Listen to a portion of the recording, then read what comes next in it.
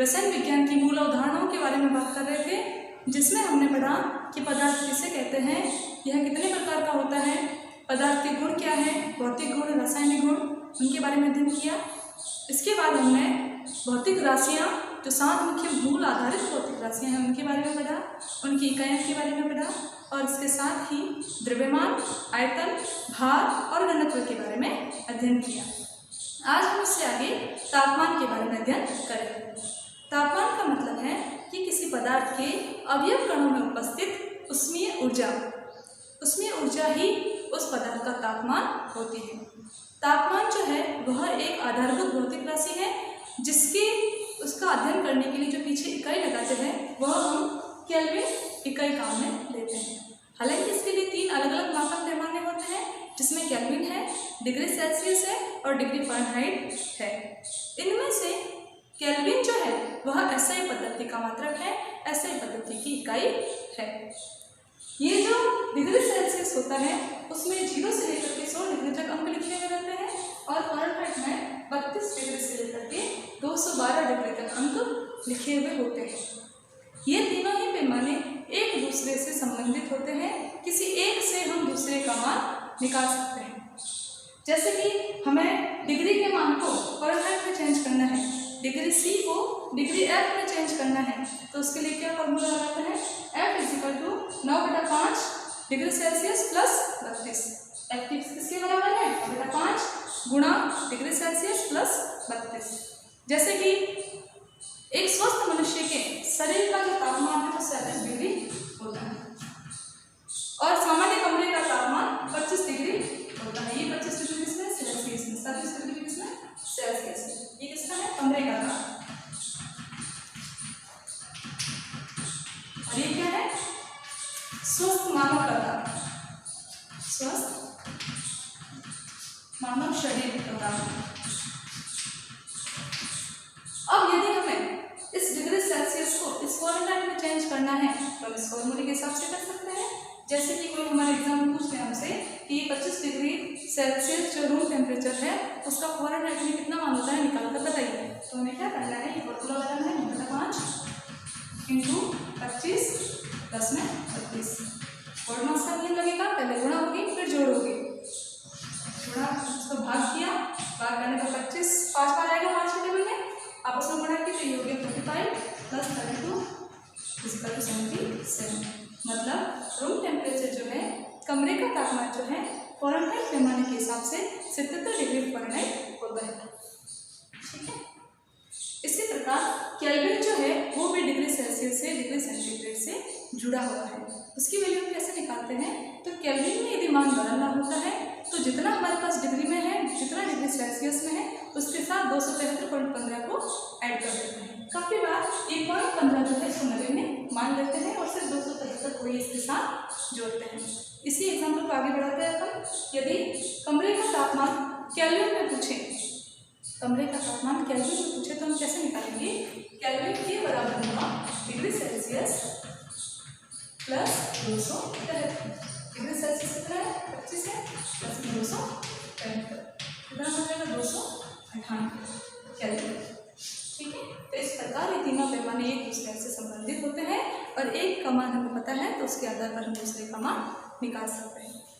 इसके आगे हम देखते हैं कि जब हम रसायन विज्ञान में विभिन्न प्रकार के प्रायोगिक काम करते हैं या सैद्धांतिक जब गणनाएं करते हैं तो हमें कई प्रकार की गणित की संक्रियाएं करनी पड़ती हैं, गणित को बीच में लाना होता है। ठीक है।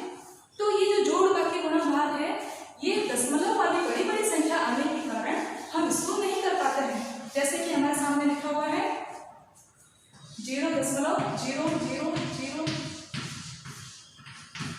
इसकी गुणा करनी है 0.00011। क्या हम कर पाएंगे, नहीं कर पाएंगे। इसलिए रसायन विज्ञान में इतनी बड़ी बड़ी संख्याएं आती है, उसकी गणना हम सामान्य गणितीय संख्या उसको नहीं कर सकते। इसलिए इन्हें विशेष प्रकार के संकेतों के रूप में लिखा जाता है, जिनको वैज्ञानिक संकेतन कहते हैं। इसको अब हम चेंज कर सकते हैं, जितने जीरो है, जैसे 1 2 3 4 5 6 जीरो को हम 10 के बाद 6 लिख सकते हैं और इंटू में हो जाएगा 1 1 6। लेकिन इससे आगे क्या होगा, दशमलव। क्यों, इसे कर देते हैं, पॉइंट है, दशमलव लगा हुआ है। तो इस प्रकार इन्हें विशेष रूप से लिखने का जो तरीका है उसको वैज्ञानिक संकेत और वैज्ञानिक संकेतन होता है n = 10⁻⁻n।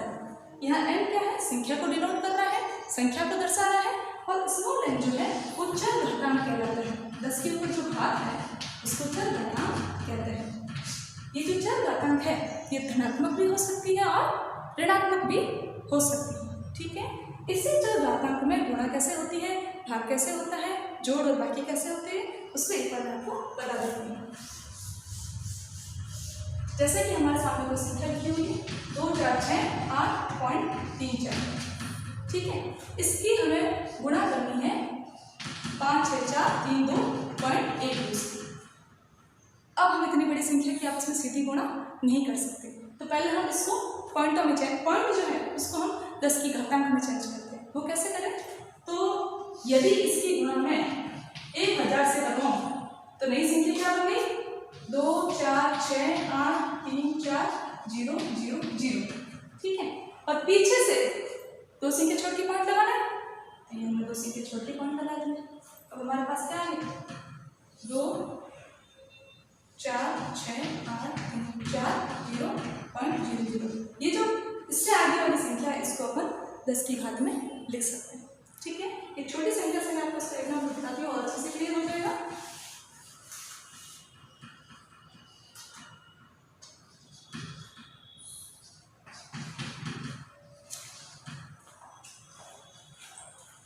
ठीक है, यहाँ अपन क्या कर रहे हैं, इसको पहले चलो भाग देते हैं। इतनी बड़ी संख्या है, इसमें अपन 1000 का भाग देते हैं, तो अपन को पता है बटा के नीचे कोई भी संख्या होती है, कोई भी मान होता है तो वो ऊपर जा करके माइनस में हो जाएगा। बटा के नीचे यदि 0 है, बटा के ऊपर जा करके माइनस में चेंज हो जाएगा। तो हम इसको कैसे लिख सकते हैं, 4 4 6 5 10 की घात -4। तो ये जो -4 हमने लिखा है, ये -4 हमारा क्या है, चर घातांक है। इसी तरह यदि गुणा में होता तो हम इसको +4 लिखते हैं। +4 क्या हो जाता है हमारा, धनात्मक चर घातांक हो जाता है, ठीक है। तो इस प्रकार से ये वैज्ञानिक संकेत होते हैं और इन वैज्ञानिक संकेतों में आपस में गुणा और भाग की जाती है।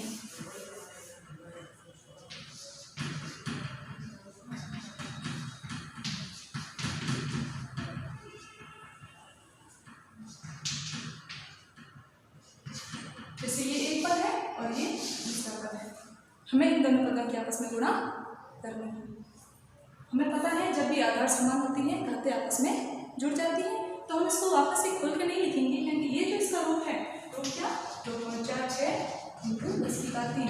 यहाँ पर ये हो गई कैपिटल है, ये हो गया 10⁻⁻⁴ है, ठीक है। वैज्ञानिक संकेतन रूप है, इस रूप में गुणा करनी है। तो हम जो गणित में करते हैं कि आधार समान होने पर घातें जुड़ जाती हैं, तो हम क्या करेंगे, सिर्फ 24.6 × 12.4 की आपस में गुणा कर देंगे। 10 की घात 3, तो 3 + 3 कितना, 10 की घात 6 पीछे देख लेंगे, ठीक है। इस तरह से हम इसको सॉल्व करेंगे। इसमें अब जोड़ और बाकी करने के लिए क्या करते हैं, यदि एक जगह 10 की घात 2 है, दूसरी जगह 10 की घात 3 है, तो पहले हम दोनों को बराबर करेंगे, या तो दोनों को 2 कर देंगे या दोनों को 3 कर देंगे। फिर बचे हुए जो संख्या है उनको आपस में जोड़ लेंगे, और यदि घटाव करना है तो आपस में घटा देंगे, ठीक है। इसके आगे का टॉपिक है वो अपन कल की क्लास में करेंगे। आप इसको एक बार, आपकी बुक में बहुत सारे एग्जाम्पल दिए हुए हैं, उनको ट्राई करना और इसको करने का प्रयास करना, क्योंकि जितने भी न्यूमेरिकल क्वेश्चन करेंगे वहाँ पर ये फॉर्मूले इस प्रकार वैज्ञानिक संकेतन में उनको लिखना हमारे लिए बहुत ही काम आएगा, ठीक है। Thank you.